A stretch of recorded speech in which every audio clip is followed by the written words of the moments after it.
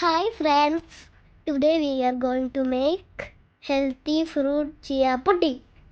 Let's start making. First, we are putting chia seed. Next, we can add a little bit of milk. Mix it well. If you want, you can add some sugar or honey. Here I am adding sugar. Now is the time to add your favorite fruits. My favorite fruits are banana, apple, pomegranate and grapes.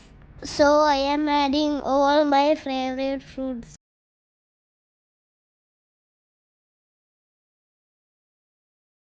Now we can add the balanced milk. Mix it properly and check the sugar.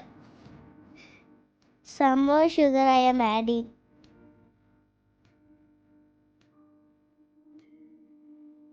Now it's okay. Let it sit for 10 minutes. That is so cool. Now we can enjoy the snack. If you like my recipe, do try it at home. Thank you for watching. Bye.